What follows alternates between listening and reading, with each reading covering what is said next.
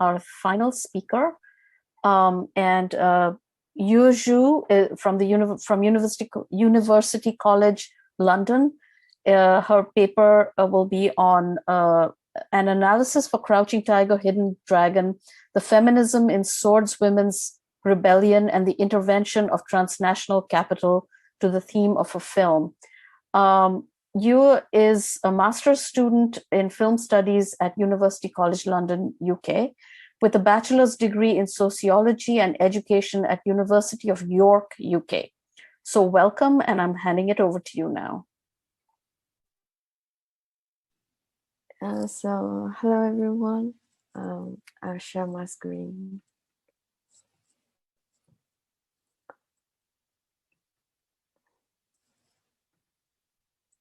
So yes, I'll start. So the martial arts cinema has become a very prominent outlet for the popularization of this distinct literature in China. So many have argued that wuxia cinema, like the martial arts cinema, also embodies the core values of Confucian patriarchy and embed the value space of females as the individuals. So, however, around 2000, the representation of sportswomen witnessed a very interesting turn, because of the global capitalism involvement in the production and distribution of the transnational wuxia cinema. The narrativity for the heroines shifts to a new way where the avant-garde of the Western feminism could be found. So taking the Crouching Tiger, Hidden Dragon as an example, I will firstly give a view on the transnational capital reasons that results the theme of a cinema body transits. Then in the case study, it also aims to deconstruct the iconoclastic heroism in the film with the gender connotation by applying the Western feminism. It will focus on the anxiety, resistance, escaping, sacrifice, and obedience of the sportswoman written in the society where the male centrism has not been dismantled. So I will conduct an analysis of the new sportswoman whose rebellion impulse is triggered by the patriarchy, the constraints of the social collective unconsciousness, and the rudiment of female individualism. So it will also illustrate the possible reasons why the new sportswoman been villainized while indispensable in narrativity. So, which forms the dualistic unity in the tug of the confrontation with the traditional patriarchy. So, Stephen Vertovec provides an overview of the transnationalism as it broadly refers to multiple ties and interaction linking people or institutions across the borders of nation states. So the article demonstrates the turn to transnational in social, cultural, and economic research, and the cross-disciplinary influence of them into the transnational cinema. And as it applies into film studies, the concept of the transnational was clearly transdisciplinary at a time when the film studies was reacting to the transnational trend in a range of fields in response to the global flows of finance and people and resulting social, political, and cultural transformations. Besides, the attentions are also paid to gender, community, and power. So George develops the idea of the scale of transnationality depending on the films and their productions. What she supports for this discourse points out the collaborations between small nations in order to support filmmaking cultures in the face of Hollywood hegemony. It seems likely that the concepts of transnationalism in the film industry are working for the resistance on Hollywood commercial model and attempting to avoid the intervention that's over-influenced by the economic reality in terms of the financial problems. So it could be understood that the critical mapping of the transnationalism seeks to retain the importance that Church claims for the collaborations that have to be forged to sustain precarious minor cinemas, struggling to the survival in the shadow of the global cinematic superpower. However, in fact, through the aesthetic and the thematic means, the filmmakers of the commercial cinemas also create some of the key interventions in the reductionist transnational dimension. So multinational financing is especially engaged into the framework of the transnational commercial cinema. Partnerships under the opportunistic transnationalism are made purely based on the financial imperatives. In most cases, the interventions by such sort of economic partnership is reflected by the repositioning of the social background and the theme of the film.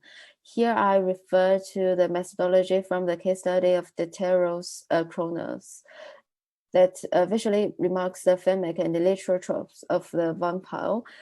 It explores the mechanism and how the reinvented characters reveal similar disruptions, repositionings, and translation by neoliberal capitalism on the narrativity embodied on screen, such as the North American Free Trade Agreement and from the Mexico's transition from a predominantly national to a neoliberal neoliberal and globalized economy, and the Chinese movie are undergoing a similar transformation as a formation adoption. So linking back to the contemporary martial arts cinema, Crouching Tiger, Hidden Dragon is a film by the Sino-US joint venture. Many connections have been drawn between the its theme and the logic of transnational capital. Oh my God, I'm sorry. So firstly, I will show the So firstly, I will show you the backdrop of martial arts cinema. As a unique genre from Chinese cinema, martial arts film symbolizes the institutionalization of the traditional patriarchy in ancient China. So as Chen Mo believes, it's able to regard it as the modern branch of the traditional Chinese swordswoman culture. Well, the Chinese swordsman culture is understood as part of Confucianism in China because the swordsman culture also engages the viewing of participating in the social political issues and establishment of strict hierarchy order. So although it varies from the different dynasties, there's no structural change in the patriarchal consciousness and strict ethical orders dominated by Confucianism. So the social order of the Confucian patriarchy is not only an ideological prejudice that simply exists in the field of social value, but also a kind of special operation in materials for the female on the politics of sex. So this is a possible reasons why it is inevitably to figure out how the female characters in these films are dealing with the operation from the male chauvinism under this circumstance. So Chinese classical literature and adopted films usually give positive reviews to female protagonists with a gender dislocation.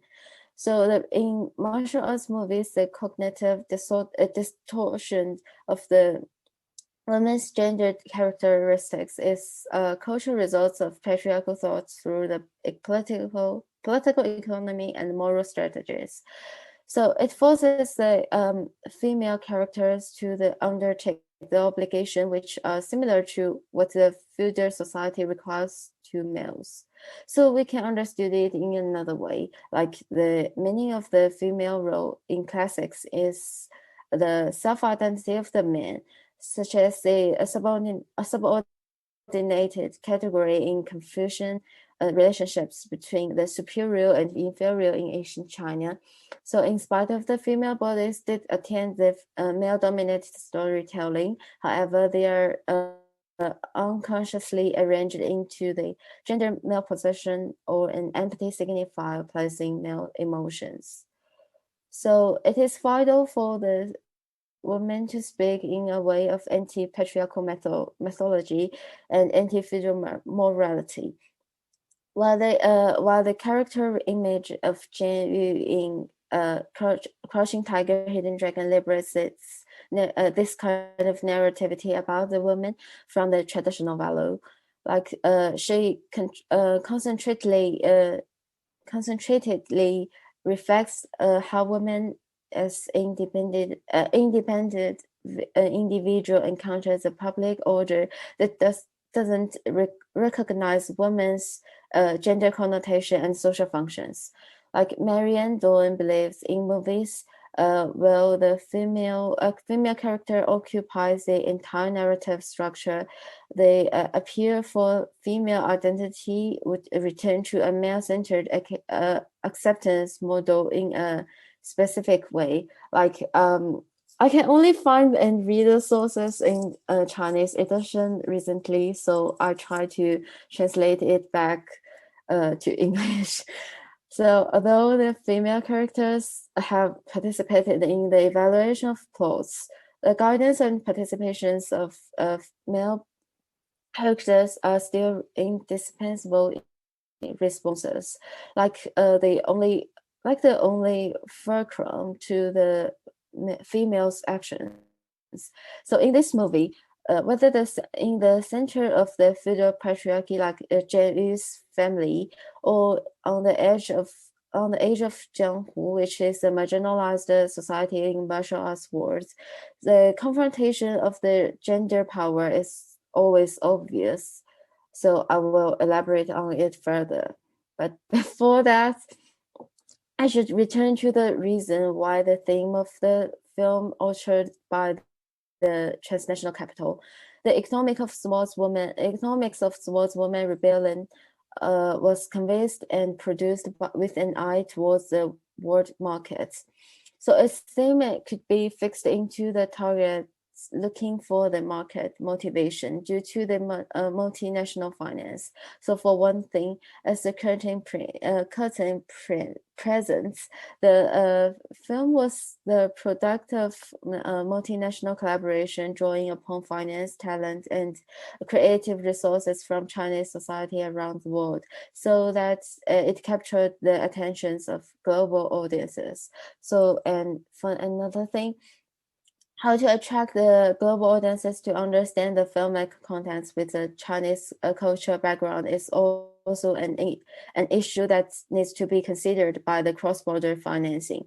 So as mentioned above, the transnational partnerships are made purely by the finance imperatives, while it objectively builds up shared social affinities. So as George argues, like media articulations that constitute transnational belongings brings a shared culture to the public beyond the single national border. And I believe here in the contemporary society where the thoughts of gender equality has been widespread, sharpening the gender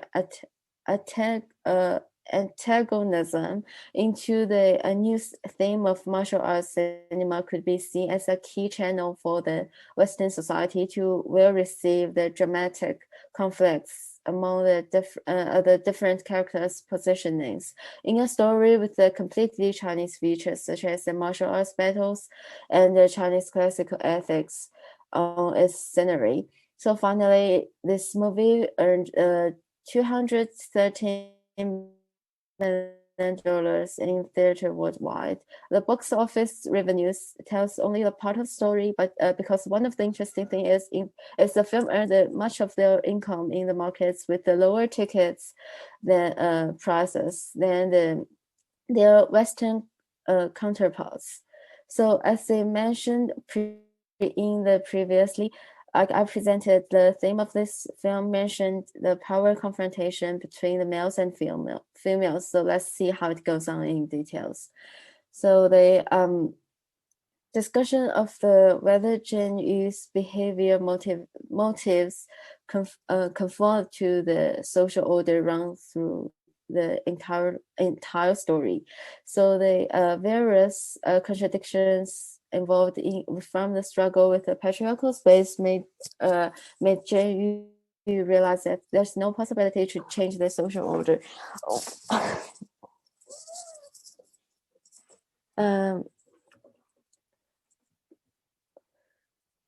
Which inspired a brave woman to leave the conservative family and her arranged marriage. So she yearns for the freedom and equality in martial arts literature. That's why she learns martial arts and so the sport. So although she the first half of the film spent a lot of time to show this plot, actually the reason why she ran away from home wasn't guided by the sword, but was about to obey her father and refuse to be sacrificed to a marriage. A very typical fragment is the sequence of Yu Shulian going to the courtyard to find Jian Yu. The camera portrays the extremely safe and close life of an aristocratic lady who is going to be married, such as a isolated courtyard and a nurse who can always take care of her, is always near her side, so that she can go directly from the patriarchal surveillance of her father to the surveillance of her husband. So up to now, the becoming a wife is the only future for Jane Yu. The social conventions requires abandonment of her personal living. So therefore, at least the move away from the family provides her with another possibility to survival. So she escaped from the marriage and believed she would be free when she came to Jianghu. However, similarly, the social background assumed in this film doesn't allow the sportswoman as an individual female to achieve the independent value of women, which inevitably makes her confrontation with the whole marginalized society. For example, standing on the top of the swaying bamboo, she dealt with the Li Mu Bai in weightlessness, and Mu Bai stands steadily on another bamboo. These metaphors are very powerful. The individual confronts the rules, and the weak fights with the strong. So in the cautionary fight, the positions of the two remained balanced in a short time only, while in most of the time Jane was always at the lower positions than Mu Bai. In the end, this chase scene ended with Jane's failure, and she had to promise if Mu Bai can win her with the 3 strikes, she will be an apprentice of him. So it shows that the woman with awakening consciousness may not be able to escape from the suppression of the male symbolized by the Mu Bai. So therefore, regardless of the Jane's final decision to accept the transformation of social order, her choice shows that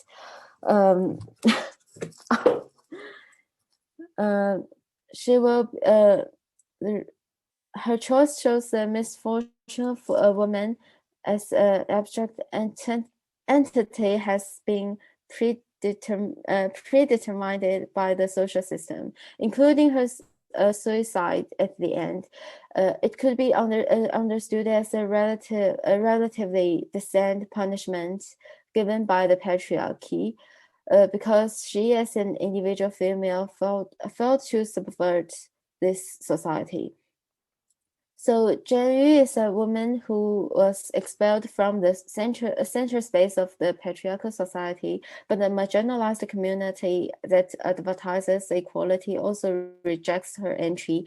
So I believe this is a stigmatization of the sportswoman who doesn't need to be led by the male elders. So and the Jade Fox, who is Jane's nurse, has also been denounced as evil, because when constructing the film narrative about women, its response always focuses on the maintaining male domination. So while the Jade Fox and Jane Yu are characters who are radically opposite to the patriarchal rule, therefore in the film text, the two were villainized into the nonsense and should be quickly removed by Jiang Hu. So on the contrary, Yu Shulian was imprisoned in the cage of a female myth by herself. So she gained a high social reputation and attempts to transform the James rebellion ideas, because under the deliberate guidance of public discourse, the women are the group that neglects their personal values for a long time, so they will also see the denial of the self-worth as a living norms and the standard of behavior. So this prompts a sharp opposition in the character's image within the sportswoman in Crouching Tiger, Hidden Dragon.